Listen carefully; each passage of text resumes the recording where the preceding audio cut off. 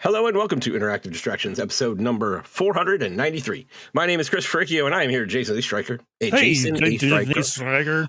Jeff Troy. Are you drunk again, Chris? What up, guys? I just need to slow my words down, I think. It's been a while. So we missed last week. There was a reason for that, and that reason will be disclosed if that person would like to disclose it, but it's certainly not my place to do that. It's nothing bad. Don't think that anybody's dying or anything like that. It's just personal stuff. Okay, so we'll leave it at that. But what is going on, Jason? How are you? I'm fine. I think. I got super pissed off because my room is a mess again. We were looking for the PSVR 2, and I could not find it. It's just this little square box, man. And it's like, oh, I can't find it. It was in one of the drawers over here, like on the top of the drawers, in one of the drawers that I frequent myself in. So I don't know how I didn't look there, but that was like 3 hours of me. The little PSVR box, PSVR 2, oh, the one to the computer. Okay, the PC converter thing. Okay, yeah, I gotcha. Yeah, that little. I was like, PSVR 2 box. That's a huge box, dude. What are you talking about? No, not that box. The little box. Okay, little box. Because I even have a DisplayPort cable running from the back, so I don't have to get back behind my computer. I just have the one cable coming up, and I plug it into the box if I can find the box. Gotcha. Yeah, we had Halloween. Halloween was good. I gave out all the candy. I kept my Take 5s because you know what? Fucking candy tax. That's right. And Take 5s are pretty damn good. They're really good. They're the best candy, I think. Griffin was the clown. He went out to the affluent neighborhoods and got big candy bars and stuff. At least took him around with some friends and stuff. So yeah, they had a good time. I scared one kid inadvertently. So when you come up when you come up to our door, you can see all the way back to like the other end of the den. And that's where I put my full-size Jason Voorhees. Jason? Oh, yes. God. So they looked into the house and they saw Jason standing at the end of the hall? Yep, exactly. And then they noped out and went and sat by their dad, like holding their leg. I get up to there and I see this and he's like, no, see, that's a real person. That's a real person. He's not gonna hurt you. I'm like, oh shit. So I moved Jason afterwards. I didn't want to scare any more kids. But it was fun. It was a good time. He got his fill for the night, so that's when he moved him. Quota achieved. I scared one kid. 10 points. Nice. Good stuff. Yeah, that's about it for me. Jeff, what's been up with you? Jeff, what's up, dudes? Good. It's been a tough week, as you guys know. While we missed last week. No one died, but we had to put my cat down, unfortunately. Okay. So that's a part of the family. So that hurt. That was tough. She was 16. That cat she's been a part of the show so many times. Yep. She has been part of the show. She's tackled my headset off during recording. She's made appearances on more than one occasion. We've seen the cat butthole a few times. Yep. She's come across here since we've been on video. You'd see her tail sometimes. And usually she would sit right over here is my wife's Tanya's scanner that she scans her photos in with, and she would usually sit here pretty much every time we recorded, just sit here and just kind of chill and watch the majority of the time. So, but she was 16 and her health was going downhill pretty quickly, and then we had to make the tough decision last week to kind of put her down. So, oh boy, there was there's no way to make her better. The only thing that we could have done was basically essentially keep her alive, but it wouldn't improve her quality of life. Yeah, so that would have been rough. Yeah. So we did. We had them come here and do it at home. Oh wow! So we had her. Well, that's great, actually. Yeah. In the comfortable spot, and if you have the means to do it, I highly recommend it. That we didn't want to stress her out taking her to the vet, and her health literally did the night before, she still wasn't really eating. We got her a cheeseburger and some ice cream and stuff, things that she loves to try to steal from us when we have them, but she would sniff around at it, but she wouldn't eat it. But she was jumping on the couch and stuff, mind you, slowly. By 9 o'clock that night, she wasn't moving. We set up a bed next to our bed, and she didn't move the entire night. Oh, boy. So it was nice to have them come and be able to have her surrounded by us, and just kind of have us there with her. Yeah, of course. But, I'm sorry, dude. It's okay. Yeah, that sucks, dude. Yeah, thanks for sharing it though. I certainly didn't want I hope I didn't put that pressure on you. I wasn't. No. I was gonna talk about it anyway. I said it on Twitter and the socials too. And it has been getting easier as the day goes on. But it's still tough. That last weekend was really tough. I'll bet. But well, I mentioned this in while we were chatting on Discord at one point, but I'm the one thing that I have a positive view of on all of this is that you didn't wait any longer. Because from my perspective, I know I did do that. Mm-hmm. When I lost Cisco, I think we waited longer than we should have. Mm-hmm. Because we moved into this house in 2017.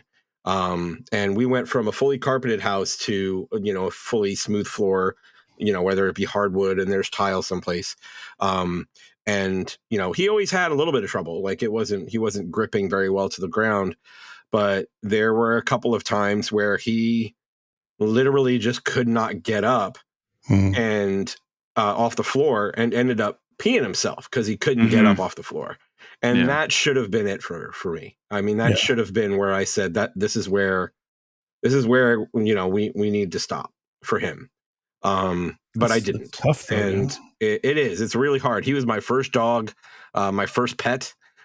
So it was really, really tough. But we let it go on too long, and I made excuses for it. It's like, I know he had trouble getting up off the ground, but he just ran right over to the couch and jumped up there without problem. Yeah, they'll do one thing, and they're like, maybe they're doing okay. And I know that's what it was now. It's like looking back, it's like you always have 2020 when you're looking back, right? So. I'm glad that you had the foresight and the the willpower that I didn't, because the only reason though is because my first cat that we probably waited too long too, and even though it was my parents who were making that decision, collectively as a family we could have done something about it earlier, and we didn't. So same with you, it was again first dog you had That's to hard, So moving forward, I'm sure if you had to make that decision again, it would not be it'll be hard. It's never easy, but at least you'll know it is for the better of the animal for sure. Well, when we knew that we were losing Nerisse, it was we didn't wait longer than we should have. And I look back at that and I sometimes think, did we not give her enough of a chance? And then it's Crystal whips me back after that. She's like, no, it was the right thing to do. And Cisco, I kind of handled, and we did it the same way you did. Actually, we had someone come out, and it's really humane the way they do it, because they, I don't know if this is the way the people that came out for you did it, but they give them anesthesia first, so it puts them to sleep, and then they give them the drugs to basically to put him down. And so he got to have his last meal, and gave him like a big old bowl full of peanut butter and some ham and all kinds of stuff, right? So but I certainly feel that. And with Nerisse, we brought her to the vet, and Crystal was the one that brought her, and she's like, I can't ever do that again. You can't let me do that again. Because she had the same issue. But it's really hard. It's really hard. So so we talked about it, and we thought about recording a couple of days afterwards. And I think I just said, look, I think it's better if we just take a week off. And I was probably for the better. I think if I would have tried to do this on the Sunday we were going to, I don't think it would have. I mean, it might have. I mean, I really go through ups and downs. It's not like, but I probably would have wanted to talk about it. Then it would have been not so good. So, we're certainly going to miss her shenanigans on the show. You know, it's not going to be the same with her without her knocking your headset off, knocking shit over. Yep, hitting the. But yeah, but thank you for sharing, Geoff. No anything worries. else going on? I handed out candy for the first time in years because we went up to my in-laws, so that was fun. Yeah. Well, actually, I don't know if it was fun, guys. I unlocked an anxiety I haven't had since high school. Yeah. And that was groups of kids in high school. That so everybody went, like the family went, like the in-laws and everything went, and like I was like, hey, you know what? I'll hand out the candy. I don't mind doing this. It'll be fun. You guys go. So, like Tanya, her sister, my brother-in-law, the parents, and the niece and nephew took them. So I was sitting there by myself. I'm like, this will be easy. And it was at the start, just a bunch of like little kids with their parents or whatever. And then like small groups of teenagers would start coming. And I don't mean like old teenagers, but like teenagers. And then I just got that anxiety. Like, you know, when you're like walking down the street, like when you're a teenager and you see a group of teenagers, you want to cross the road type deal. I was like that. I'm like, what the fuck is this feeling? I haven't had this feeling since then. Wow. And then I had the secondary anxiety of the groups of adults with their kids. Like there'd be like 5 or 6, you know, whatever. And they all have their red cups, which I'm sure are filled with coffee. Yeah. And I'm sitting there like, fuck, that would have been me like a few years ago, and this would not be a problem. But they're all staring at me, kind of like, whatever. I'm like, yeah, I'm the guy here handing out candy to kids, and I don't know where to look. I don't know what am I supposed to say. And I told one kid, thank you. Yeah, I told a kid thank you at some point. I'm pretty sure I said Merry Christmas to one of them. I was just like, I was like, oh my God, please get back. Please go on. And every time I heard like people coming around the corner, I'm like, don't be a group of teenagers. Don't be a group of teenagers. I'm like, oh, but it was fun. Were they well behaved? Because I had one kid that just like, he was not dressed unless he was going for a Fred Durst kind of thing. Oh God, like he was not dressed up. Nor did he have a bag or anything. Nor did he say trick or treat. That little shit just reached his whole hand in there, grabbed a huge handful, and didn't even say thanks. Just walked away. Wow. No. Okay. Yeah. No. Luckily, most of them. Pretty much all of them. Thrown a piece of candy at him afterwards. Which one's the heaviest? It's like. Yeah. No. But other than that, that's it. So I got that out of the way, and so apparently that anxiety's come back. That's the older you get, it just comes back in a different way, I guess. I don't know, but fun. What about you, Chris? Let's see. So Halloween, the kids are losing interest, man. I think part of it is because the group that we usually go out with went their separate ways. Like there's 2 families that we often walk around with. And one family was like, oh yeah, we're going and meeting up with these people. And then another one was like, oh yeah, we're meeting with this. And so it was essentially just, Lincoln and Laura, and we hadn't really made any other plans. And, so turns out that one of their friends was like, oh, well, I don't have to be at this person's house until like 7 or whatever, 7:30. So we can walk around before that. So we literally were walked around for like an hour and then came home, and that was pretty much it. In that time, like we put, and we do this every year. I want to point that out. We do this every year. But we just put, we did the porch thing, just put buckets on the porch. One of the buckets had candy in it, and one of the buckets had other little things. Like there's like potatoes she likes to get no. But Crystal will get little Halloween gifts, sort of like little things of bubbles. And this year she got like little they had like Halloween sized, like trick-or-treat sized Pokemon booster packs of cards, of actual cards. Oh, okay. We came back after oh god, they're all gone. They're all gone. We came back after the hour, and they were all gone. They had gotten raided, and and that's the thing. It's like, as I said, we did this last year, same thing. But last year, the difference is that I actually put a sign that says, "Please be respectful. Only take one."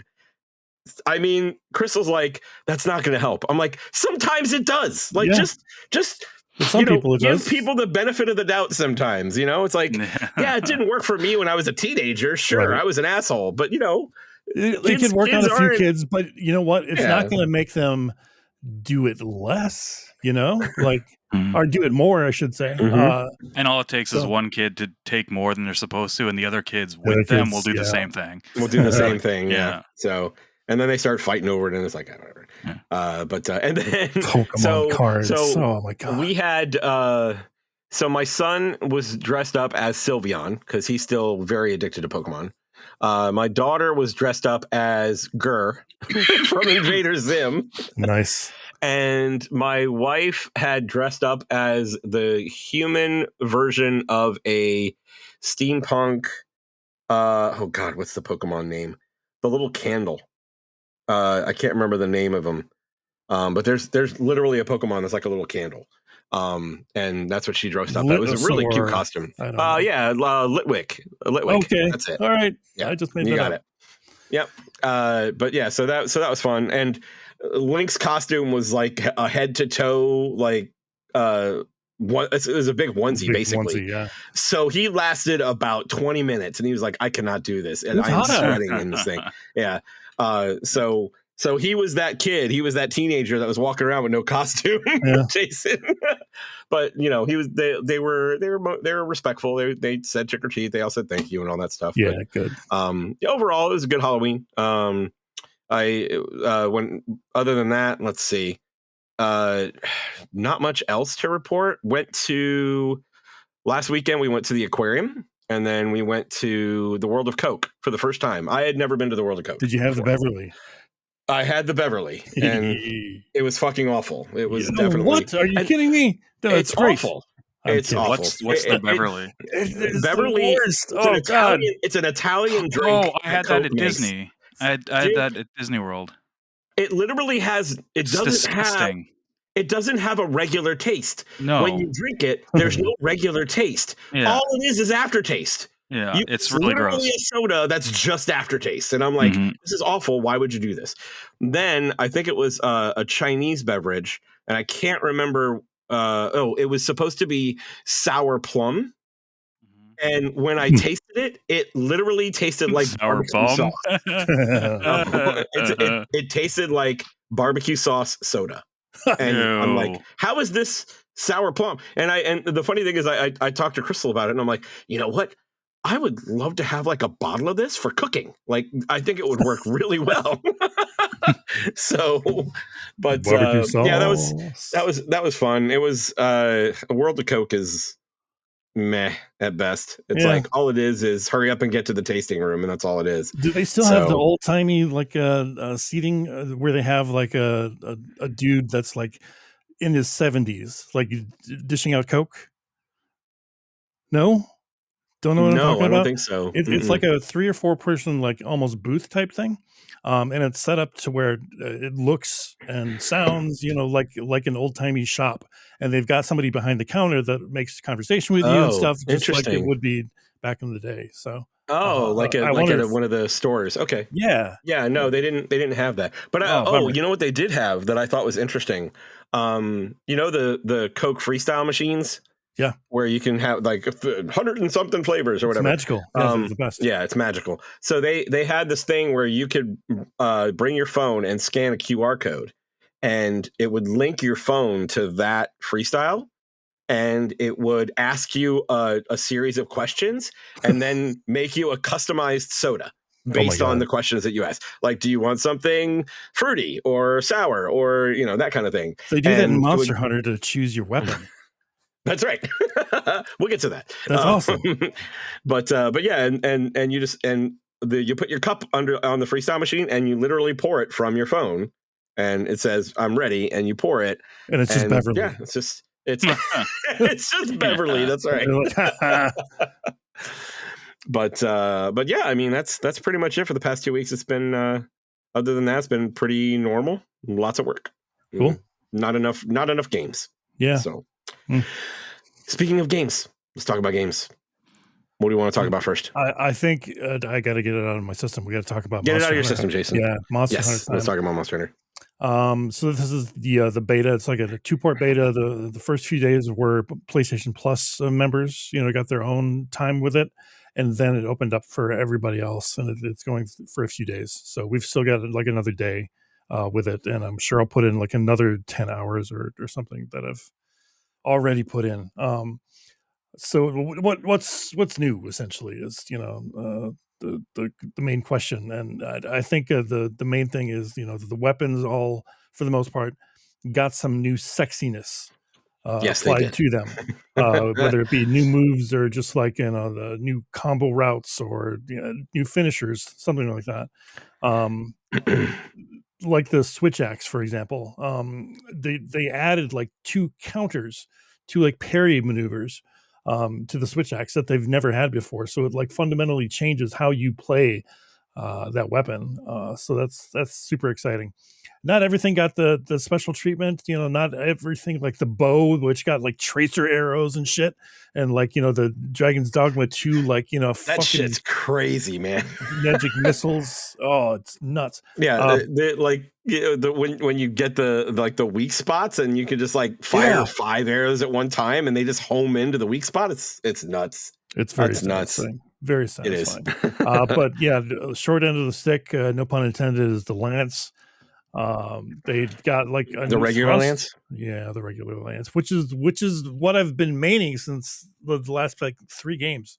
Oh, really? I love the hell out of it. Just like all the maneuverability that you've got to like kind of memorize. Like you get into it like a flow, right? So it's like 3 hits, you maneuver, and then do another 3 hits, and then maneuver, left, right, back, forth, whatever. So you're constantly, moving, and it's a dance. It is a fucking dance. But they kind of took that away, which is hugely unfortunately. There's the 3 hits, and then you move back, do the 3 hits again, move back. They've gotten rid of the move back business, and they added a new 3-hit thrust. So you're just like mash, mash, mash, mash, mash, mash. Mash, mash, mash. Mash, mash, mash. And there's no nuance to it whatsoever. So I don't know what to make of Lance. That's I disappointing. feel bad. I didn't use Lance a whole lot. I was but I did for a while main gun Lance, and I think that's what I'm probably going to start with the game. And I was really happy with some of the changes they made to the gun lance. So maybe try that out. Maybe it's it was like there was one of the things that gun lance was always good with was when you get a chance and you knock down one of the enemies, like you can just powerhouse unload on the enemy on the monster while he's on the ground. And this one they added to there's like a worm spike on the gun lance that you basically jab into the monster and it explodes. And now that combo, it's still there. Like the regular combo is still there, but there's another branch of that combo where he'll take the lance and like put it across his body and swing it up at an angle, and like all of the bullets go off. So there's like 6 shells that go off, and then he stabs it and gets the worm spike in there, and that explodes. And then if you do it right, you can literally reload and then do it again. It's kind of amazing. It's really like it's quite the upgrade from what it was in World. And lots of stuff has that shit. It's great. Yeah, it was fun. It was fun. And God, there's so many different things that you can say about the quality of life improvements in this game. There's so many. That's what I want to hear, because I'm not a big fan of Monster Hunter, because I thought it was always I could never get the loop of the gameplay. The most fun thing about Monster Hunter is after you kill the enemy and you carve them up, is having to wait 40 seconds until you get to the next screen. They fixed that. Gone. So now that's gone. Now you can just say I'm done. And the cool part about that is that everybody has to agree, right? So if you're playing multiplayer, and Jason and I played last night, and he was on PC and I was on PS5, so we got to try out the cross-platform multiplayer.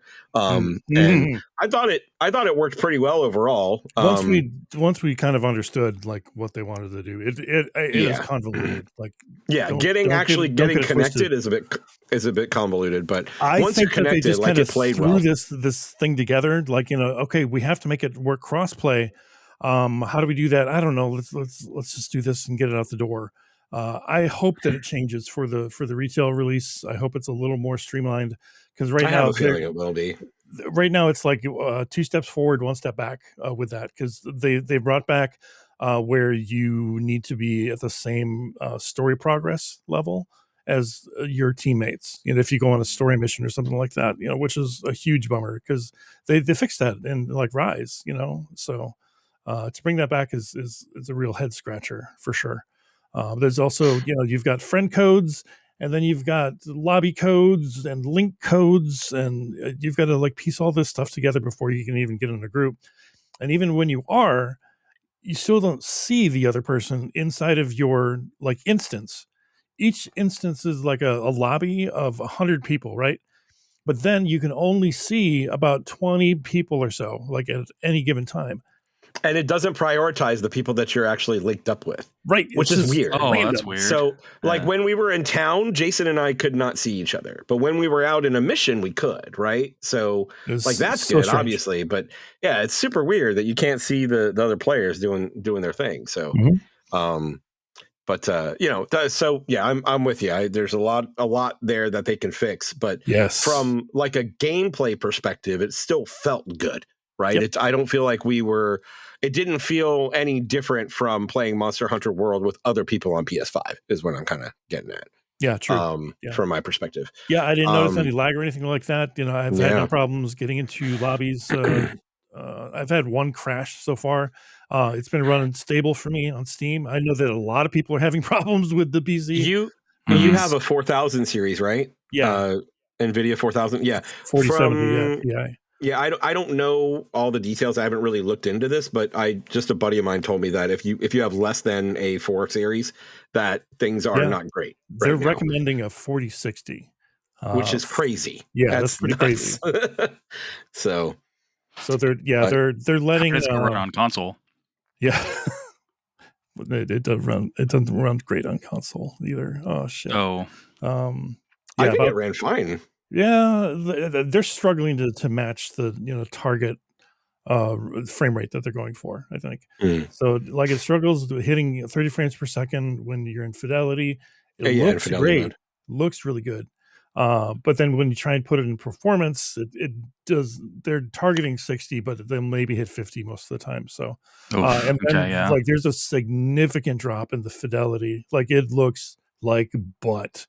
Fuck, really? Yeah, it's really bad. Like Rebirth bad when you put that into performance mode? Yep. Like, usually the alias is all hell. It is nasty. That's one of the most egregious like examples I've seen of like the difference between fidelity and performance. When it's instantly noticeable, that's when it's like okay. Yeah. I didn't put it in fidelity mode. I left it default. So whatever it defaults at. It defaults to fidelity. Yeah. Does it? Okay. So yeah. I didn't notice any like the frame rate did not seem bad to me in fidelity mode. Good. So good. Yeah. Stick with it. Yeah. I'm very sensitive to it. So. Some of the other things that I was really happy with from a quality of life perspective, and Jason, you played it more than me, so you might have even more than this. But you get a mount instantly out of the gate.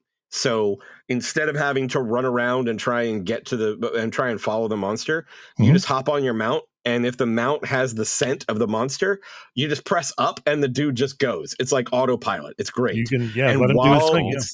Yeah, he just goes after the monster. And while that's happening, you can be paying attention to the area around you and like aiming and firing like a grapple to get any herbs or any other stuff that might be any loot that might be laying around. So that's super nice too.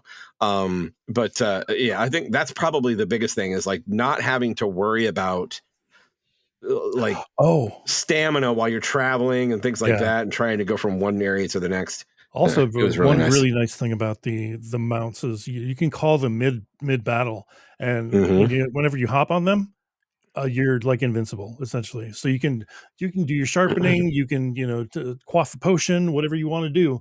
As soon as you hop on that guy, you're running around like crazy. They can't touch you. It's so great. And with the bow, you can fire from it. So yeah, you can still attack when you're on the mount for sure. Or you jump can't off do all the moves, but yeah. basic bow attacks you can do from your mount. So that's nice. What else is going on? So they had I only fought 2 of the monsters. Are there any other monsters you can fight? Yeah, there's 2 other ones. There's the worm one that you actually kind of fought in the beginning of the demo. The ones that were like jumping through the sand and you throw the things at them. You fight one of those. And then there's also Ray Dao, which is like an elder dragon sort, I guess. He seems particularly nasty. He one-shotted me, and I'm like, nope, okay, I don't want to deal with him right now. So we'll wait for the full release for that. That's fine. Yeah. Also multiplayer. If you are afraid of people like I am, you can still do multiplayer, and that it fills up with AI slots. You can fire an SOS beacon, and if it's set to just support AI. 3 other people will join you and start wailing on the monster. It's great. They're setting traps and shit, and they seem smart. And yeah, I haven't had a single one die yet, so I guess they're doing something good. But oh man, can we talk about the cats? Holy crap, the cats are so good. Like they're cute. They are much more resourceful in this one. Like if you bring them with you, they will actually join in the battle and like pull aggro for you. So they'll be like, hey, monster over here, you're supposed to be paying attention to me. And they talk now too. Weird. So it is, but it's super adorable. I'll be honest with you. I kind of like it a lot. And they'll set traps for you. And then if you don't, if the monster ends up leaving the area and doesn't hit the trap, they'll be like, oh, I better pick up this trap so we can use it later. That's finally. That's a good cat. Finally, that's a great cat. Get that cat some treats. Yep. Like it's, do they still cook for you? No. Well, there's a cooking area. They didn't have like the smithy or the cooking area or the shops or anything. They didn't have that up and running. But you can cook inside of your tent, and that's done by you, not by the cat. So because I don't trust cats to make my food because they get hair. Do they still? No, I wouldn't either. Do they still have the spit that you can roast the meat for? Okay, it's different. The song's different. That's I don't know if I like it. Yeah. At least I think so. No, you know what? I think I did it inside the tent, and that's why it was different. Oh, okay. Because I posted a GIF earlier today. If you look on my Twitter, of somebody that just sat down with the barbecue, and there was a large barrel bomb right next to him. As soon as he sat down, that barrel bomb went off and just sent him flying. It's hilarious. There's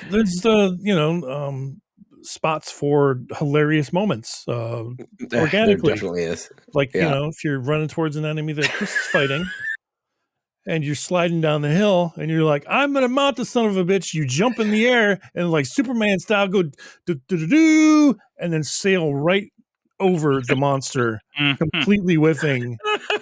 And Chris has an amazing shot of it from below. Oh God. So Geoff, I did post that in the admin area of Discord, so you can go watch that. But it's literally you just see him going, and literally like 2 minutes before that, I watched on my phone, so I probably didn't see. I was like, I don't get what's happening really. In this. Go back and look at it, and you'll so like, pay attention to the background. You just see him sail right over it. It's awesome. And literally like 5 minutes before that was the other video that I posted that I did post out on and make public. But the monster we were hunting was so pissed at me, he picked up another monster and fucking threw it at me, and he hit me with it. That's badass. Like, what is this? The real thing. Like, I thought Chris was crazy, and like it just looked like it. But that happened to me today, and I'm like, holy shit! Yeah. Wow. There's a lot going on in this game. Yeah, there's a lot going on in this game. They did a lot. It feels like World felt great. So I don't want to discount how good World felt, and Rise felt great too. But this is like on another level for me. Like I picked it up and I felt instantly comfortable playing the game, which has never happened with Monster Hunter ever. The focus stuff really brings me into like combat. Like it feels good. Like you're rewarded more for doing what you were already doing. You feel tougher and you get cooler animations when you're attacking shit. Just overall from like top to bottom, there's like just improvements. The clashes. Yeah, the clashes are great. So cool. there's Jeff, there's these there will be times when the monster will like charge at you, and with the gun lance, he's got a shield out. So this happened 2 or 3 times last night, but my character just put the shield literally into his mouth, and they were just like clashing and like holding at each other. And then I didn't, the first time I didn't do it, but the second time I pushed a button combination. He literally took the gun lance, shoved it in his mouth, and fired off the shell. I was like, fuck, that's awesome. Like, it was really, really cool. It's like I was really giddy last night, and it's been a while. Good ass time. Holy shit. That giddy playing a game. So yeah, this was like Monster Hunter. I knew I was going to buy it, but now I'm just like, I'm ecstatic for this game. I'm really, really excited for it. Yeah. There's still a few wrinkles for me that I need ironed out to have it be the best, but it's looking real good so far. So yeah, got a few months, right? End of February. Yeah, end of February. Yeah, 28th. Yeah, definitely taking that day off from work. Cool. Anything else you wanted to talk about with Monster Hunter? I know you played it more than I did. So no, with Monster Hunter, I can talk about something else a little bit later. But yeah, give me a break and let you guys go for a little bit. Jeff, what do you got? I have a couple things before going back to Metaphor that I played a little bit of. I played some Call of Duty Black Ops 6. Wow. Is that where they're at now? Black Ops 6? Black Ops 6 is where they're at now. I've never played a Black Ops game. Actually, even like back in the day, I never played one. So this was my first one. And I've heard that a lot of people think they're the best, especially for the campaigns. And I mean, it looks really good. It felt like that game hasn't changed since the last time I played one, which was, I want to say when they rebooted Modern Warfare. I think that's the last one I played. So how many Call of Duties back that is. I just don't think I like military shooters anymore. I just could not get into it. Boring, or is it the content? Or I think it's just because I like first-person shooters, but they have the market is super saturated with them. That's the problem. Not really. I'm not talking about the multiplayer. I'm not talking about like the Warzone or like I'm talking about the campaign. I see. If anything, there's not that many first-person shooter campaigns anymore. It's mostly like the battle royale type stuff. Yep. But I just the campaign. I'm just like, okay, so I go in, you go into like an area, you shoot, you go to the next area, you shoot a bunch of dudes, and it's just like fighting like the humans over and over. It's just lacking something now. Like for now, when I play first-person shooter, I want there to be more kind of to it. I've heard this is the best campaign they've done in a while, and there is more to it. The more you play it, and it's supposed to be a little bit longer than the other ones. So I'm not going to give up on it. I'm just not going to continue playing it for right now. I got other stuff. I played the first like 3 missions, and I was like, yeah, I think I get it. It's Call of Duty. Again, I don't know. So so there's that. I mean, it's still gonna sell. Probably still gonna be the best-selling game of the year, like it is every fucking year. And it didn't grab me. I still felt it. Like multiplayer is apparently great. I don't really play multiplayer online first-person shooters much anymore either. But give me Space Marine 2. That's really fucking fun. But that's fighting like different types of enemies. You got powers. It's just like there's just more to it. And then just shooting guns at people's face. It's just not that much fun for me anymore. I don't know what it is. Maybe multiplayer is fun. Maybe I should try that, but I don't know. Who knows? I'm sure you guys have no interest in playing Call of Duty, do you?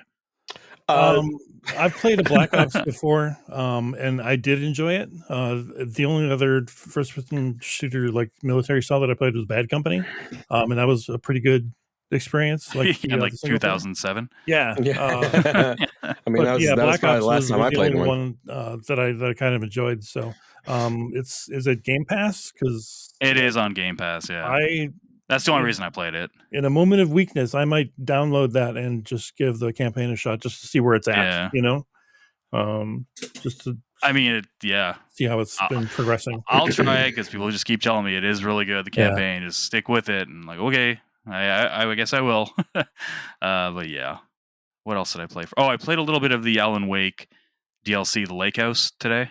Okay. The actual spooky one. The spooky one. It's pretty spooky. It's pretty creepy. Nice. That's why I stopped playing it. It wasn't overly spooky. I just wasn't in the mood to play it. I was like, got teenagers in it. Oh shit! Oh no, son of a bitch! One is fine, but like they're in a group. They're in a group. Three or more. Yeah, exactly. 3 or more. Give me the fuck out of here. Get off my lawn. No. Sigma, whatever. I don't know whatever the kids say. Wow. Oh my god. But I also want to try to play it all in one sitting. It's only like 2 hours, and I don't think I was going to be able to have time to finish it before this. So I was like, I'll play this later. And then I did crack and play the beginning of Dragon Age. Oh, cool. Okay. Vanguard, only because I've been watching a lot of videos and stuff on it leading up to the release, because I did pre-order it. Then I considered canceling my pre-order only because a reviewer that I really trust for BioWare RPGs and like Bethesda RPGs and stuff like that really didn't seem to like it. And I was like, like even though the reviews were pretty much like 8s, 9s, and there's even some 10s and what all over the place, but on the higher end, just because this one guy's review, I was kind of like, I don't know. And then I just started I was like, maybe it's, maybe I'll still like it. And that I decided to keep my pre-order after seeing a bunch more videos. But I guess it kind of, Tanya was asking a bunch of questions about it, and because she liked Mass Effect, I told her, yeah, it's BioWare. It's not really the same people that made Mass Effect, because a lot of those people are long gone. But she was like, hey, is that on the Bedroom Xbox? I'm like, yeah, I installed it on there if you want to try it. So she's like, oh, okay. So she's like, I just want to make a character. And they've got a story mode for that as well. Like if she just wants to focus on that. Oh, what do you mean? Like the the difficulty. Difficulty, yeah. Yeah. So she built a character. She spent about half an hour building her character, and then she played for a little bit, and then that's when I was like, oh, well, I'm going to play some Alan Wake, and then she continued to play for like another hour. And then she's playing it right now, as far as I know. I was like, all right, I'm going to go record. She's like, how do I switch back to my profile? Nice. So, and she hasn't gotten into a game in a very long time, probably since Mass Effect 3. Nice. So, so far she's enjoying it. And I just, it's interesting that you say that, Geoff, because Crystal's playing it too. And this is the first game she's gotten into since Baldur's Gate. Okay. So, yeah. It took her a little while though. She said she played it most of today. But she said she was having trouble getting the combat down with all of the because she's using mouse and keyboard right now. And I'm like, why don't you switch to a controller? So we're looking into whether or not we can do Bluetooth. I don't know if her PC has Bluetooth or not. So if it does, I've got a couple of yeah, that's true. You can get a cheap dongle, but either way, I've got a couple of different choices that she can use. But yeah, she's playing it too, and I told her, yeah, when you're done, just let me know, and I'll just log into your account and download it and play it on my PC when you're done. So, because she picked it up on Steam, but yeah, good stuff. Nice. Yeah, no, I just downloaded it and was like, or started it, made a character just to see, and I just want to see what the difference looks like because she was playing on the S. So I want to see what it looks like on the X, and it definitely looks a lot better, of course. But I played the first. Is that Game Pass? No, it's not, right? Okay, no. Yeah, I didn't think so. Because that's EA, right? So it is EA, yeah. Which means it'll probably be on EA Play in like 6 to 8 months. But yeah, it's which is technically Game Pass. But what was I going to say? I basically played the first levels, basically what they showed their first gameplay that they showed off at one of the conferences, one of the showcases. When you're like fighting the dragons or something? No. Okay, that was it was a different one. The one where you're kind of going through the town, and the town's being attacked by like demons. It was the very first time they ever showed gameplay. It's like this really cool looking like city thing, and it seemed fun. I mean, the combat seemed cool. I didn't get into the stuff where you're doing like combo stuff with the other characters. I was just doing the basic stuff with That sounds so the cool rogue. to me. Yeah, I'm interested. I have not seen anything about it, to be honest with you. Like, this was all Crystal. She was very much into the idea of getting Dragon Age. So I've like, all right, cool. I've unfortunately seen a ton of like anti-woke sentiment. There is a lot of that around this game. Yeah, lashback, of like review bombing and shit like that, and it's just fucking disgusting. Yeah, it is. That's the kind of the narrative around it right now is people hate it, and it made me want it more. Damn it. Exactly. I was like, who cares if it's got a good like decent story and it's fun to play? Who gives a fuck if there's like trans characters or non-binary or whatever? I gotta choose a pronoun. No. Yeah, I know, right? I know. It's like I'm afraid of pronouns. Like that's worse than groups of teenagers, right? So oh god, seriously, like groups of teenagers can actually hurt you. Like, come on, your feelings and stuff. You want to be called they? Oh no.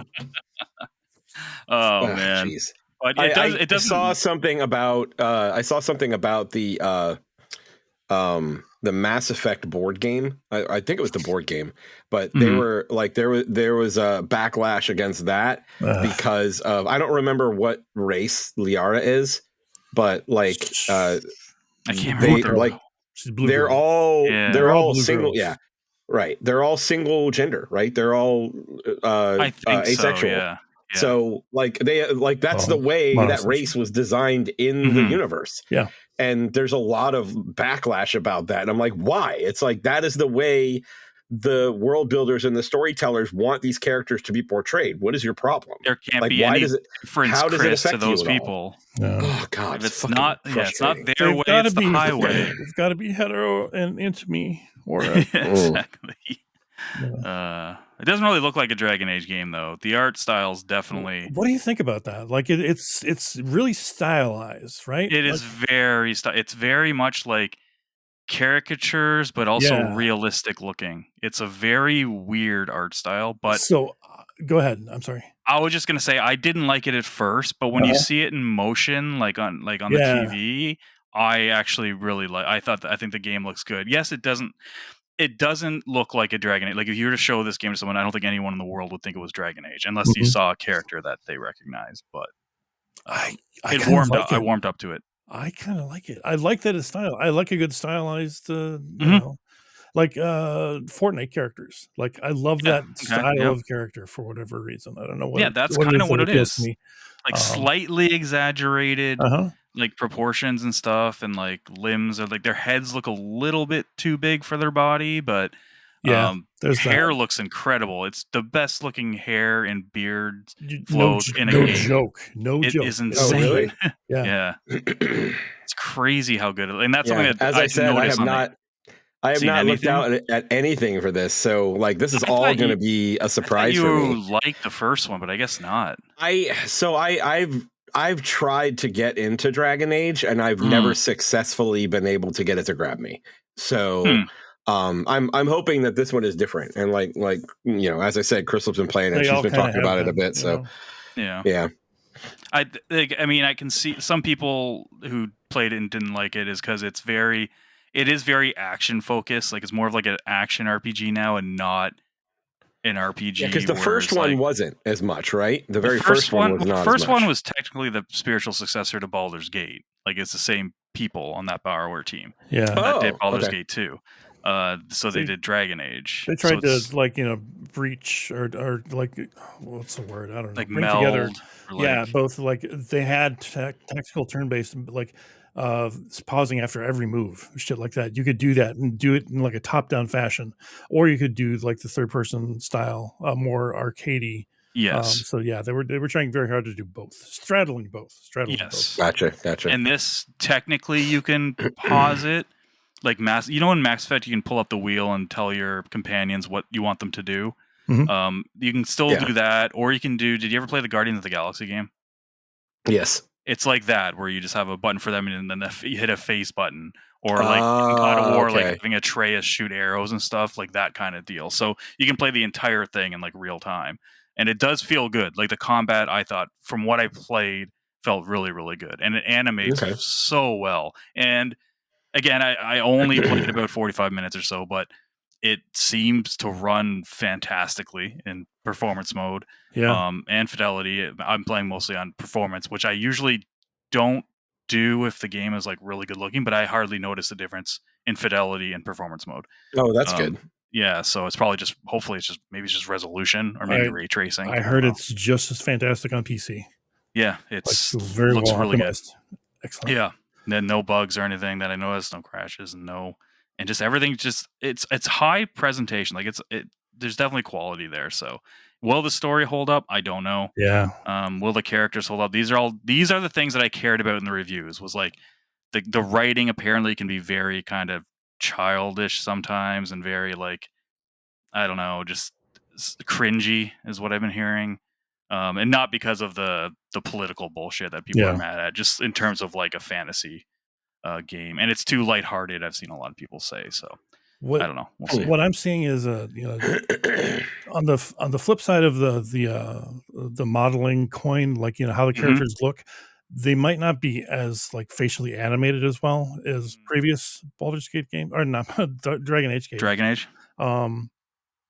So yeah, when they're like trying to express something, they have kind of a plasticky look to them, and there's not a lot of like emotion coming through. So that's kind of like I said, the flip side of that stylized look is that they're kind of missing out on some animations. Some of that. Yeah. Yeah. Well, that's unfortunate. So, if that's the case. See how we'll see. How it checks out. But yeah, I enjoyed what I played of it, and I'll get to it after Metaphor, which is the only other game I've been playing. I'm not sure if you want to jump into that now, Chris. I'm not sure if you played anything why else. not? Because that's the only thing I've got left too. So I'm at the home stretch of that. I think it's the last story mission I have left. I'm basically going to the final battle, so I have the days, like 10 days leading up to that to, I guess, clean up some stuff, build up my bonds with the characters, and that game goes places, man. Where are you at with that? So I'm curious as to, like, you're getting towards the end of the game. Like, what level are all your virtues? Have you virtues are all 4, with a couple of them I have max at 5. In terms of my bond, the I think I have a couple of them maxed out, and I think I have most of them at rank 5 or 6. So I don't know if I'm going to be able to max them all out before the game's over. I don't think there'll be enough days in the calendar to do that. And did you unlock all of the archetypes, or? I didn't. I think I've unlocked them all where they're available to me, but I haven't unlocked them all in terms of like giving one to a character, because you get to the point where you have to really interchange them, like to open up like the third, like say the third archetype in like the mage lineage. You need to have like level 15 in this archetype, level 10 in this archetype to open up. That's what some of those I'm like, I'm not going to bother with, because I'm like, I don't really see the value in just doing that for certain characters, or to even unlock what that is. Like, you get, how far are you in the story? Like, do you have the Faker yet, or the? I just got Heisman, and I'm on Heisman. That's it. Yeah. And I've got, like, I think I'm at like 10 days before I have to do that next story mission. Okay, gotcha. So I've done a couple of hunts. In that time, I did a couple of side quests. That was back in the original city. And I plan on using the next several days to power up different bonds and virtues to try and facilitate some of that. But I think my biggest, I love Heisman. Dude, Heisman's steal is great. Like, he's like, he doesn't steal just like, you stole a potion. No, he fucking stole his katana from a dude. Good shit. Yeah. He steals good stuff. Charges up their credit cards. Dude, so you saw that scene that I was talking about where they're trying to lure him out of his hiding spot? Yes. Oh, it's so funny. I loved it. It was that entire sequence was just really, it wasn't just that it was entertaining, but it was also really well it was well written. Like, a lot of like getting an understanding of who Heisman is was just really, and the writing just gets better and better, man. Like, That's And good. I'm glad to that's hear going to that. be one of the hard parts, I think, with Dragon Age. One of the slights on Dragon Age is the writing, and I like after coming off something like Metaphor, just Metaphor's got like the characters say shit that you're thinking, and hardly any games do that. Like Baldur's Gate 3 is probably the last one that I can think of that characters would do this, but like there's a part I won't spoil anything, but where something happens and then someone's describing to somebody what happened, what they saw, and then I'm sitting there in my head being like, well, is this guy just going to believe that? And the guy that telling the story said, well, that could have happened, or the exact opposite could have happened. And I was like, shit. I'm like, he fucking said it. And I was like, that is fucking awesome. And that happens. Nice. That happens many times throughout the game where I'm just like, fuck, they actually say and like address stuff you're thinking where not a lot of games do that, especially not in like that genre that I've played anyway. And it's just, and it's just so good. It's gonna be tough. I think what I'm having trouble with right now is so most of my gaming time comes late in the evening, right? So it's between like 8-9 p.m. and midnight or so, depending on what time I go to bed.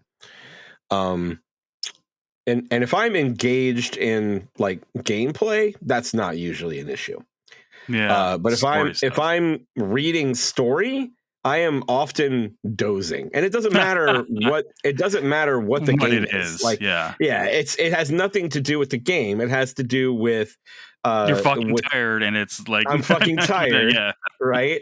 And in reality, it's like I have, you know, I don't want to say I've trained myself, but as like a side effect of the way I grew up, it's like watching something on TV that is not like truly engaging me from like like engaging something else from besides my brain, I will go to sleep. Like I go to sleep, I will put on a show and just knock down.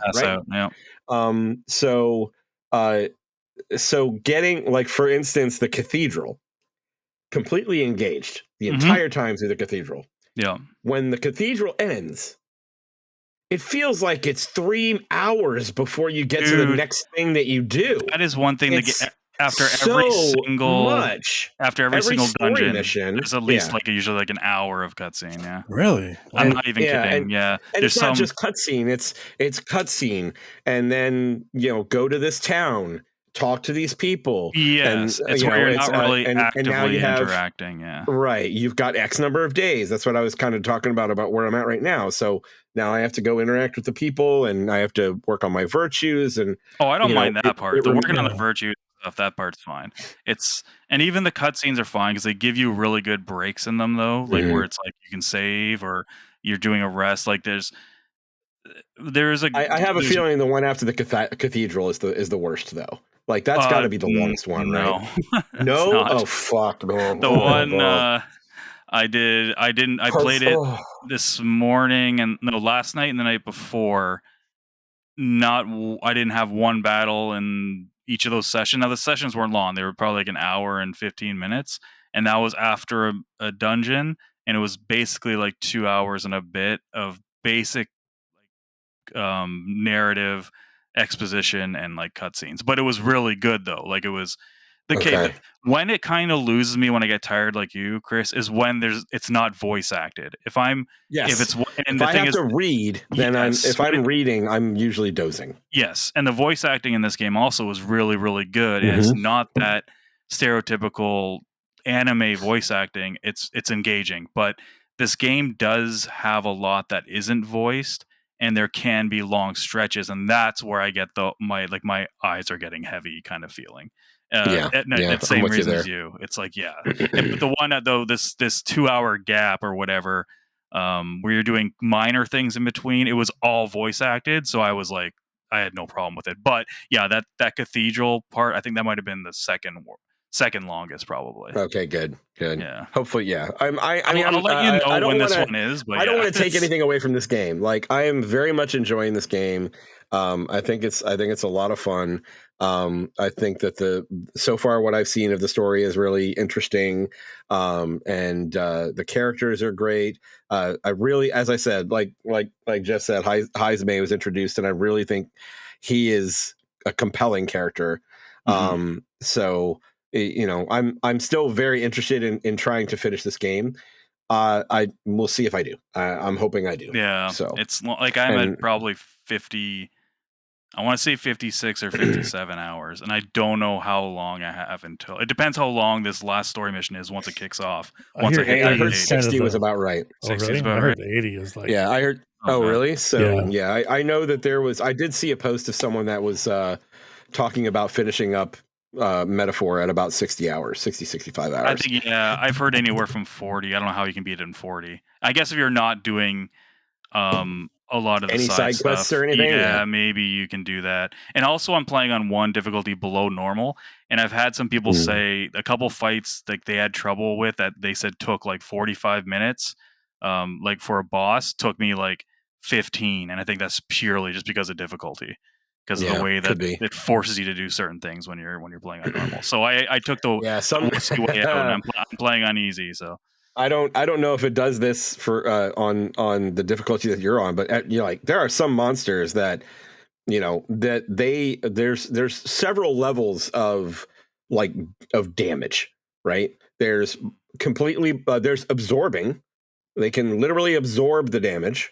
They can block the damage. They can resist the damage. Repel they can take regular damage. They can take double damage, and then they can reflect the damage.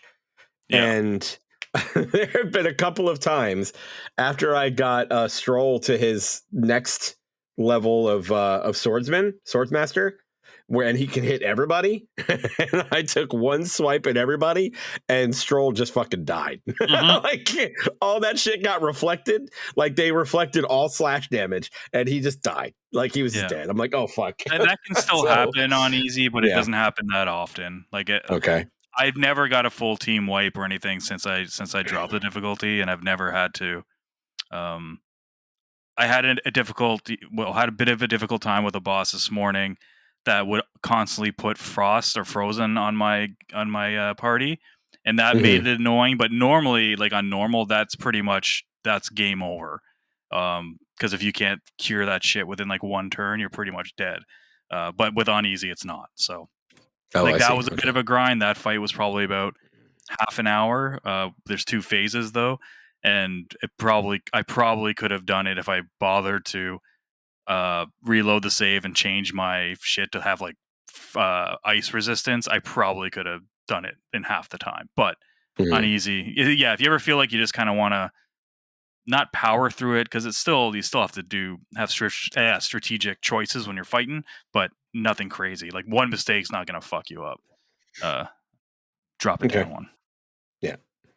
So far, so good though. I mean, as far as like, well, I did do the whole grinding thing at one point, so I've been. You did. So you're probably set for money. I've been.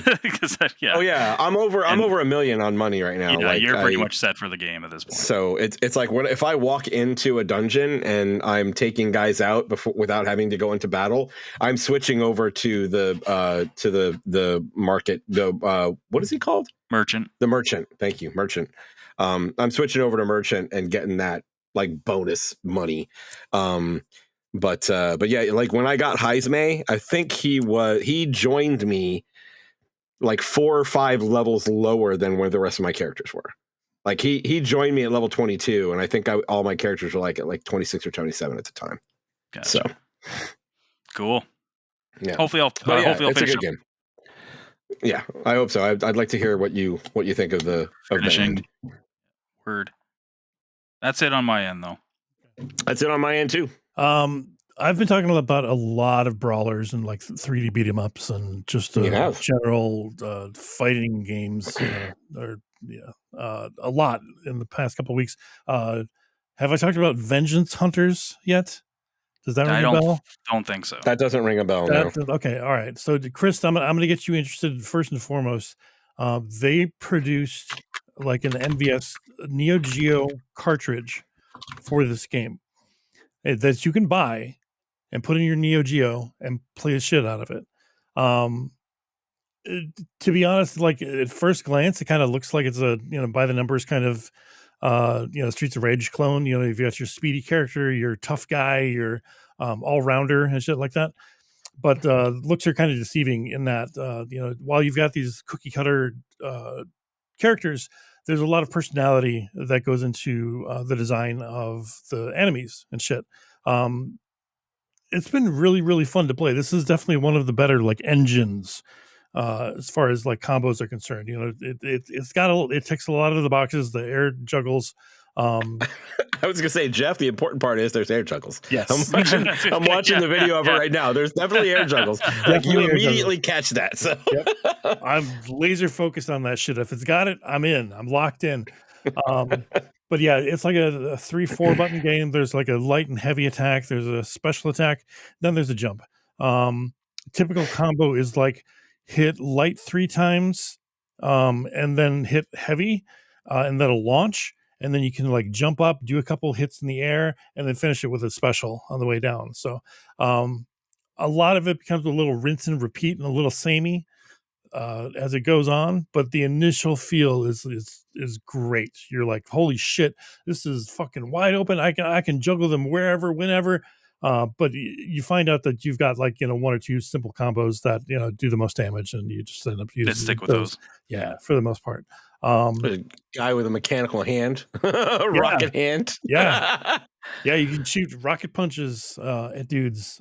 It's pretty great. I like it a lot, and it's only $20, and I think it's worth putting on if you've got like a collection of like beat 'em ups, like I do. Like I've got that back there that just has like mostly beat 'em ups on them in fighting games, shit like that. So that's a worthy addition. So it's only $20. Give it a shot. I wonder how much the Neo Geo card was. I want to say, I don't know. I looked it up at some point, but yeah, that's pretty fucking cool that they're doing that. Yeah, I dig when companies do that. I do. Oh, I will say that it's missing some stuff. Like I said, it ticks boxes as far as like air juggles and shit. It's missing a block. It's missing a parry. It's missing general like throws. Where you like walk into an enemy and you grab them. It's missing that unless you're playing as the robot tough guy character. He's the only one that has throws. It's kind of weird, but also it's kind of refreshing that like all 3 of the characters have a very different moveset and play very differently, which is refreshing. For sure. This game's good. Cool. It looks fun. Yeah, it very much looks Streets of Rage-ish. Yeah, it's like the style and everything too. It is a good one of those. Very good one of those. Very I'll cool. play it with you guys. Yeah. Good stuff. What else? That's it, man. Oh, that's it. Good stuff. Okay. Geoff, I'm going to pass it to you then. I think we got some stuff to talk about. Yes, the last time we recorded, we talked about Shveik's question of the week suggestion he had.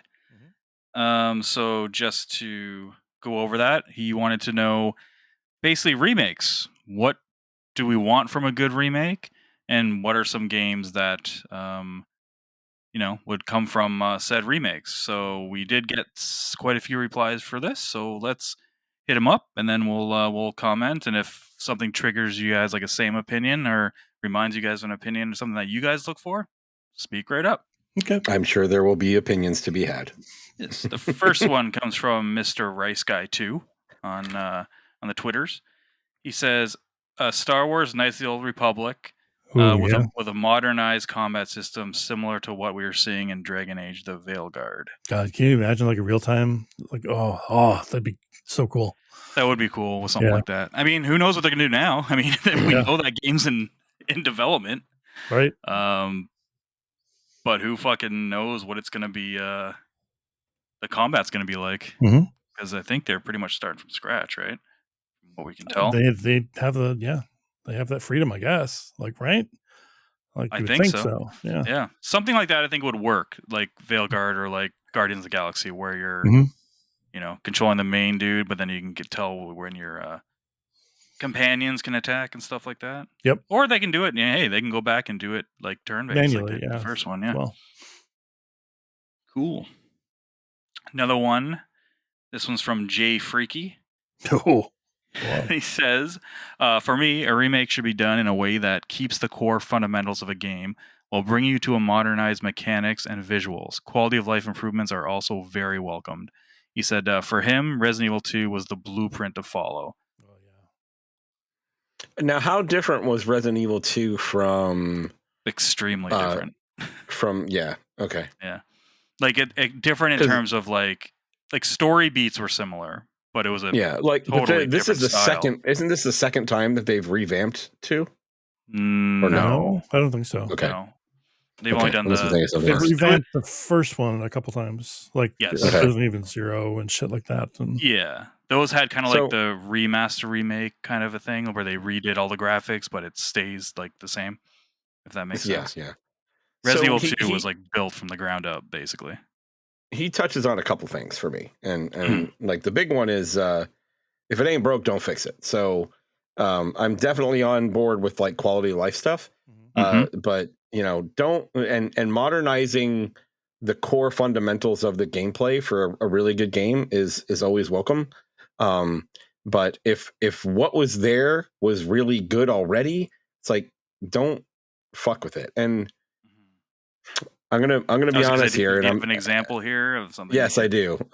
One of the things that I'm probably going to get some heat for this, but I wish they would have just had the traditional JRPG gameplay for Final Fantasy VII. Like, just leave it. Like, I didn't need you to do all of this crazy action-based stuff that you did. And I'm fine if you did that. But like when you put it to classic mode, let it be classic mode. Actually put classic mode in there, because that's what I wanted. And I'm certainly not saying that the Final Fantasy remake is bad, but it's certainly not what I wanted. I beat remake. Rebirth is on the shelf at this point. I'll probably get back to it eventually. But I just have this feeling that if they would have made a true remake of what was there, and even if they introduce like the action side of it, classic mode, make it classic mode, make it the turn-based with the active battle system, because that's one of the things that people loved about it. At least I think. It's what I loved about it. But that's one of the examples of like, I'm not saying that the Final Fantasy VII remake is bad, but it's not what I was looking for. It's not what you'd expect. Yeah. So I think a good example of like, if it's not broke, don't fix it. Is Phantasy Star Online in particular. The initial Phantasy Star PSOs were great. They have PSO 2 out now, which is gutter trash as far as I'm concerned. It is ridiculously. It's just overloaded with menus, and it's very convoluted. It's very messy. I put 20 plus hours into that. I'll be honest with you guys. That's more than I could stomach. And what I did play, I did have fun, but it is very convoluted, and I never felt like I had a good direction from like a story or a mission perspective. So yeah, I totally feel that. Like Phantasy Star Online, the original, one of the reasons it was so charming is it was fun to play with other people. The loot was great, and everything you needed was in this little space about this big, essentially, right? It's like, and I'm, if you're on podcasts, you miss out. Big space for people. Who I'm not making a big space. It's like maybe twice the size of my head at this point. So, it was easy to go and get. I'm talking about physically, not virtually. Not gotcha. Okay. Sorry. Me too. But even like Phantasy Star Universe, right? It was a departure from Phantasy Star Online, but I still loved it. Yeah, it's like Phantasy Star Universe was still great in my opinion. I played a ton of it. I have it on like 5 different systems at this point. But yeah, Phantasy Star Online 2. It was too much of a departure. It was overly convoluted. I think it was a departure from what they were trying to, they tried to fix what was not broke. It was not broke. No, I mean, they certainly could have made the gameplay more engaging. like introduced combos and things like that. Like they absolutely could have done stuff like that. Yeah, I mean, they to do modernize the gameplay, gameplay, but it doesn't feel like it is. Yeah, it doesn't. It doesn't feel like it should. It doesn't feel like it should. And yeah, I certainly am with you on that one. So even after putting in like 20, 30 hours, I was like, I'm just not feeling it. I tried. I was using a force. I was having fun with the casting, but it just still wasn't anything like the original or even Phantasy Star Universe. Word. Next one comes from 13 Carry 1. He says, I want to say I want some remakes. Oh, he's from Germany. So just to let you know, English is the second language. Okay. So I'll try to do this as best as I can. It says, when I say I want some remakes from the PS1/Sega Saturn era, because they are making much more sense for me. Especially because of the controls in some games. I don't like the tank controls at all. Also, maybe Dreamcast PS2 era as well. I wish for remakes from Dino Crisis 1 to 3, Code Veronica, Parasite Eve 1 and 2, and Vagrant Story, if there are possibilities. Oh, Vagrant Story. Those are some good ones in there for sure. I think we might see Code Veronica. I think that might. Yes, I think that's very possible. It's certainly more possible than Vagrant Story. Yeah, that's true. They did announce that they're going to be redoing Type 0. Does that sound right? But they're also doing Code Veronica as well. Nice. So those are the two like Resident Evils that are like due to be finished, put out, as it were. I hope so. Yeah. He says, I think a game needs only a remake if the game is up to today's standards or games for today's standards really getting old. Okay, so basically just like older games. He's saying that you don't need to remake a game that's like 5 years old. From the look and from the feeling, also would say that don't fight me. That Final Fantasy VIII should be get a better remake before 9, and 7 don't need to get a remake at all for me. What remaster could be? Oh, a remaster would have been good enough for Final Fantasy VII, but that's my opinion. I don't know. So maybe he kind of thinks in the same kind of thing as Chris. He's kind of it sounds like he's in the same boat as me. Yeah. I mean, they did do a remaster of 7, but it was just a remaster. They never, all they did was up-res it. It's like they didn't change. They didn't redo the models or any of that stuff. Like, you can speed up battles. You can put it to easy. Like you can do stuff like that. But you can skip summons, like fucking Knights of the Round. That takes like 5 minutes to go through. He does add in. I didn't put this in my document here, but he did actually add in that he was particularly pissed off because Final Fantasy VII Remake has been divided into 3 games. So essentially, like each one's a full price game that's getting released like every 3-4 years. 2-3 years, yeah. I 100% agree with that as well. They're just milking it. Milking it. And I originally I would have been like, nah, Chris, I think that needs it. But after playing Rebirth, there's so much padding in that game. There's no reason that had to be as long as it was. And what's interesting is because I didn't feel there was in the first one. No, I didn't feel like there was first a ton remake. I like. That's why I said I don't think they're going to milk it, because I think it. Yeah, they stretched that out. There was some padding. Like I felt in it, especially in that town area where you have to do a bunch of those fetch quests.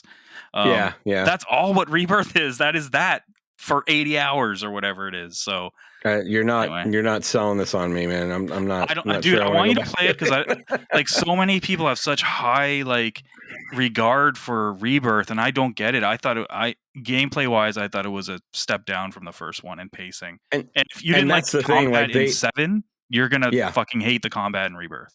And that's my concern, because they made that even more convoluted, right? Because now there's like all kinds of other rules that you have to pull into the combat. And it's like, for God's sake, just let me say attack, magic, summon. Let me do the thing. Combat, I would have been fine with that. But no. 16 is like the right way to do the move to action to action style combat, right? Because it felt like a character action game when you were fighting. It really felt great. And this doesn't. It's like, it's just, I don't know. It's like they're trying to make it actiony, but also include like the action battle system and like turns, and it just it doesn't feel good enough. Play it, please. I want you to play it. If I play it, I am definitely going to put it on easy because I do not feel like fucking with the combat. Yeah, I went through all of Remake on normal. Rebirth, just like the 10, 15, 20 hours I put into it, I'm like, I don't know. I don't want to do this. So I'm probably you going to did put it on play easy. Rebirth for a bit. I Yeah, forgot I you have totally it. started Yeah, it. I have it. I'm in that. I just forgot you started it. I'm on my way to the second big town, I think, is where I'm at. So Gotcha. Yeah. But yeah, I'm with you, man. They didn't need to mess with it. Yeah, I would have been happy, just take 7 and put, like, you literally could have taken 7 and just redone all the character models. And I would have been happy. I would have been good with that. So, all right. all the character models, all the monster models. People want Dino Crisis too. Capcom, you listening? Yes. Dino Crisis. They are listening. At least 1 and 2. They released Dino Crisis, and you have to be a part of PS plus to play. Plus. plus. This next one comes to us via Steve. He's Dark Magical Man on Twitter. He says, remakes, pure nostalgia. That's probably why I think sometimes remakes are safer than remasters or reports are safer than remakes. It's like trying to make your grandma's lasagna and it doesn't quite taste the same. Some studios can make that leap as to what we have, and we've seen with some, but some there'll always be somebody who has a gripe. A better lasagna. Yeah. Exactly. Yeah. Remakes, remasters are to be celebrated because a lot of the games need to be played by a newer generation. Yeah. I do agree with that part as well. That's when it's pretty cool, when they can do it well and bring it to a new generation, not just re-release a port of it or the upres. Which I'm sick of, like, I don't remember which person mentioned it, but they already said it. Like, stop remake. You don't need to remaster a game that was on PS4. Okay, don't do that. That's dumb. Just find something else to do.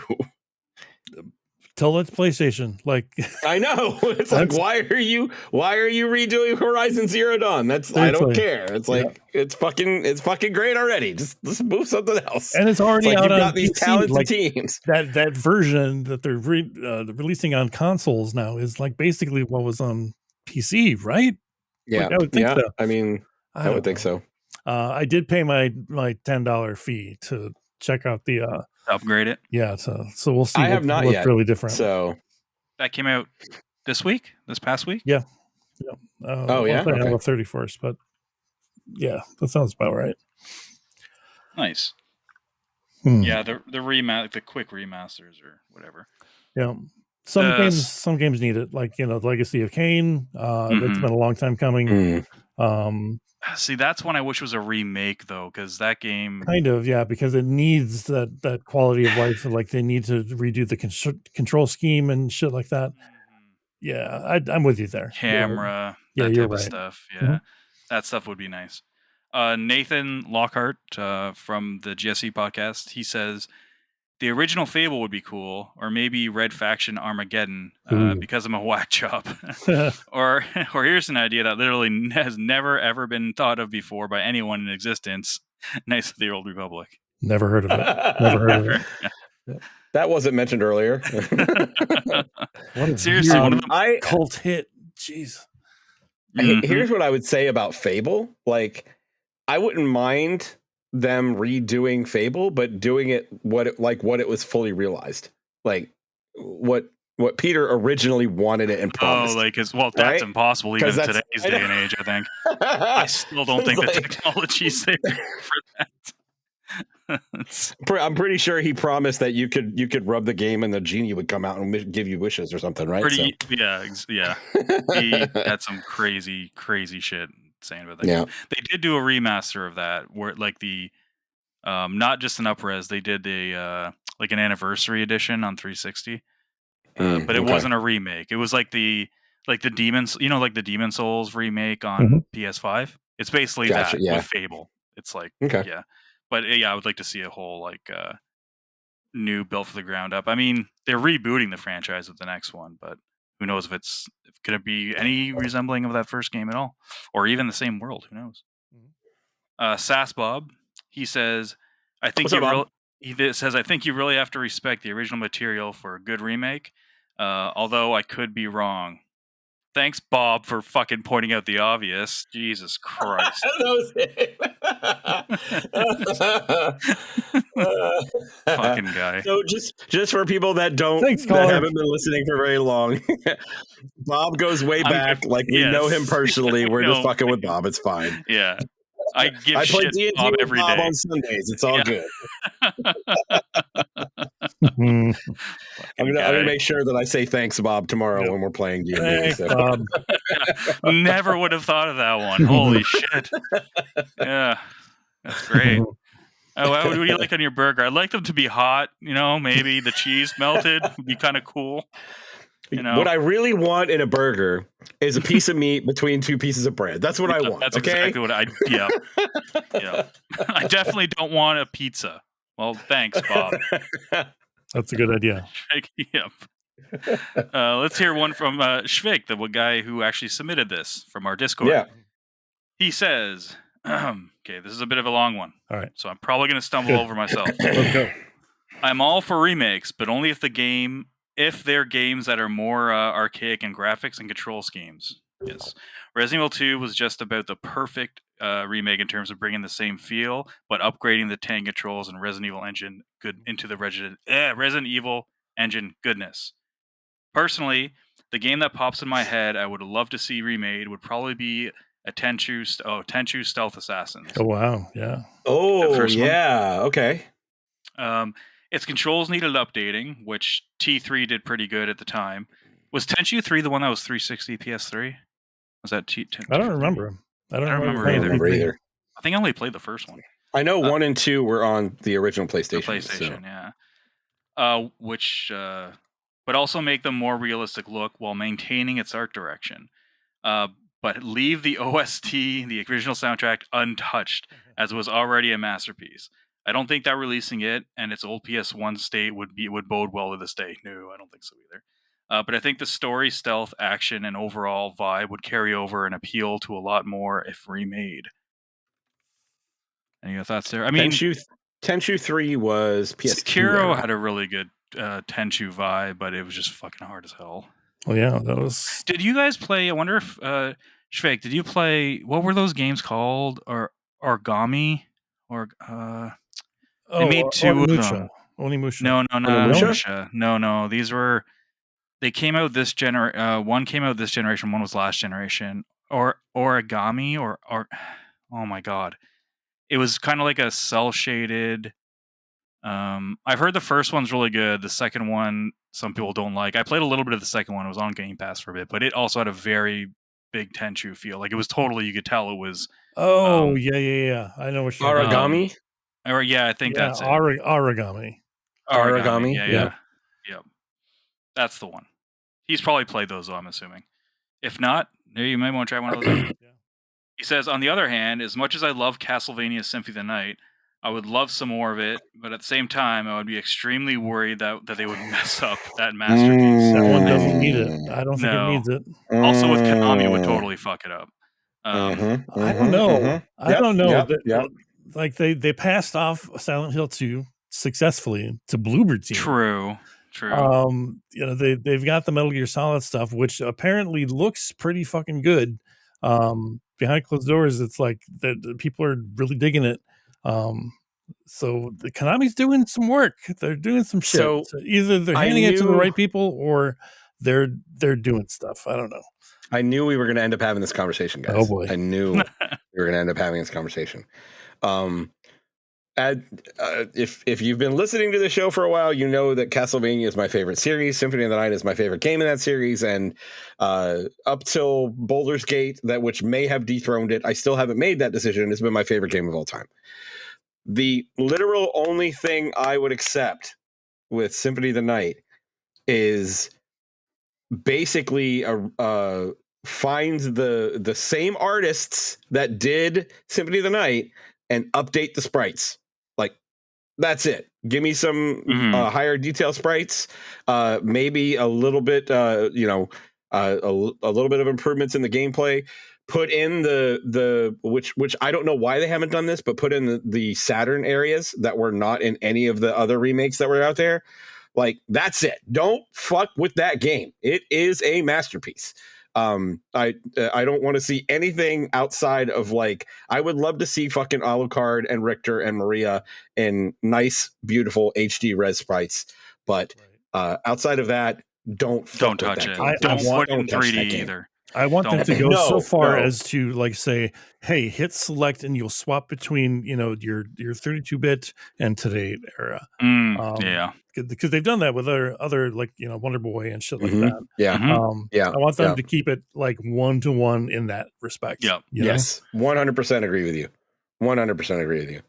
Like, part of me even was like, maybe an update to the comp. Nope, never mind. We're not going to update the comp. No, leave it. It's perfect the way it is. Yeah. He says he feels like it's a double-edged sword.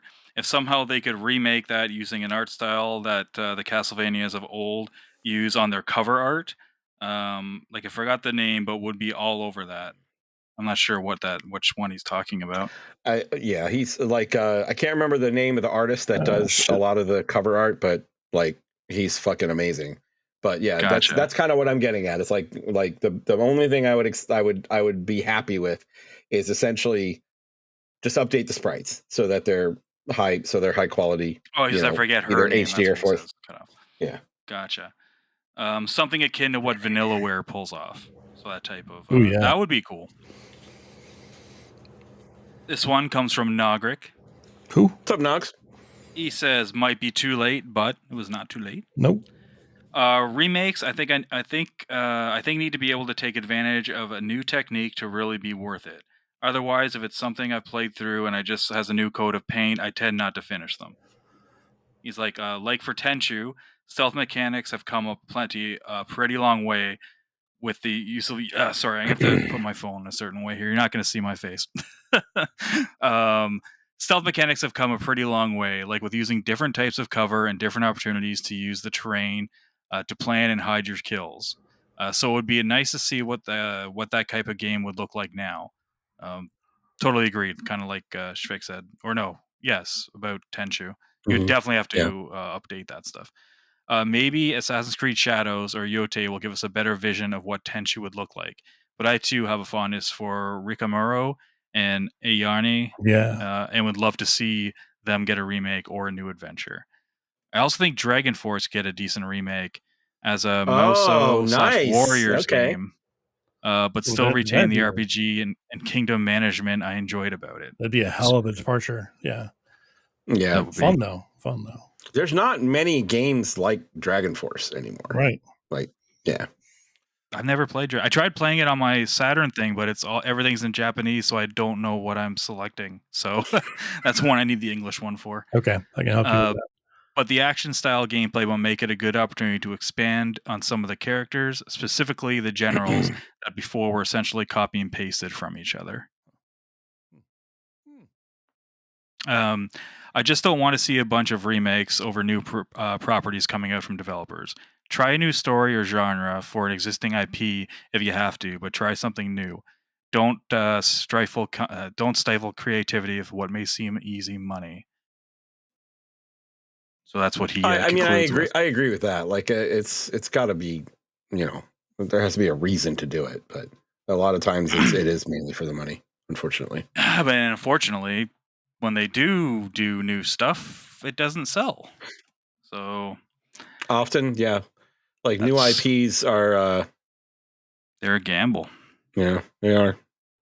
The known proprietary or intellectual properties, that's what sells, unfortunately. It goes with everything. That's even like in movies too. So yeah, that's why we're sitting through so many Marvel movies. Yeah. I think that's pretty much it there. I've got one that I want to throw out. I want to see. We'll get to the games that we want, but in terms of like what you look for, you pretty much agree with the gamut on what's been said there. Like, oh yeah, absolutely, yeah. There needs to be a reason. They can't fuck with the source material too terribly much. And just give us some quality of life and a nice coat of paint. How about that? And I'm golden. That's all I need. Chris, I'm sure you feel the same. I've kind of put my piece in there, right? So it's like just if it ain't broke, don't fix it, right? I certainly want the new coat of paint if it helps, and you know, and Nice. that kind of goes back to that, like there's always that era where like the first generation of a technology era, you know, like PS1 era and then 64 era, like anything that was in 3D in those games could probably use a facelift, right? To you know, but there are good, and honestly, because like if you think about when PlayStation first came out, we didn't have analog sticks, right? It was just digital at that point. So again, there's probably some control mechanisms that you can that you could deal with.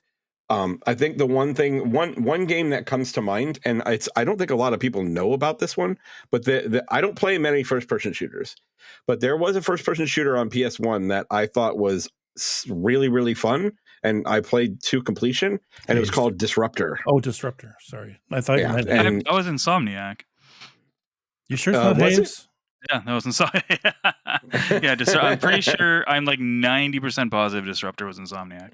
Maybe, but it was really, really good. That one, I would be like, oh yeah, if they brought that back out with like fresh coat of paint, you know, going dual analog stick control, I would be all over that, you know, that kind of thing. Did they do that with Type Splitters at all? Like, because that was like really well. Did they? No. I thought they gave it like a something. No, they announced a new Time Splitters game. Yeah. I think was it Embrace or whoever owned it, but then they ended up shutting them down. And I was all bummed until I found out what that Time Splitters game was going to be. Yeah. And it was going to be a third-person games as a service game, and basically nothing like Time Splitters. And I was like, okay, it's fine. Yep. Oh, you're right, Jeff. It was developed by Insomniac. I didn't know that. I did not know that. Yeah, it was one of their first games. Yeah, it was great. It was a great game, and for the PS1, it looked fantastic. Like graphically, it was way ahead of most other games on PS1. Like it was gorgeous at the time. So you guys, let's talk about games we want to see. Sorry, I'm almost positive someone mentioned Phantasy Star Online. So I'm trying to, while I look at that, you guys name a. What's a game you'd like to see remade? Jason, you were about to say one earlier. Yeah, one that I would love to see be remade that doesn't need to change too terribly much. That could really use a fresh coat of paint and a new server is Warhawk. I think that would do very interesting. Well. I would love to play that again on Wednesdays, preferably.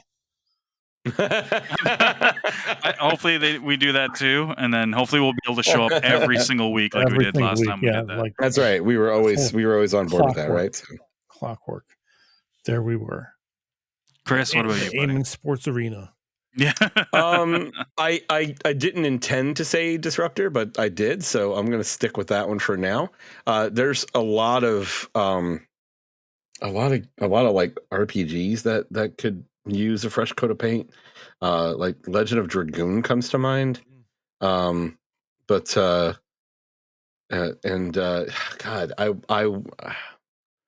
there's certain games that I'm just like I feel like this could be one, but I'm like, no, I'm afraid they would mess that up because a part of me is like Suikoden, like those were fucking great games on the PS1. They completely changed them on PS2 and beyond. And I was like, why did you make so many changes to the way this game worked? You didn't need to do that. So I'm like, no, I don't want you to do that.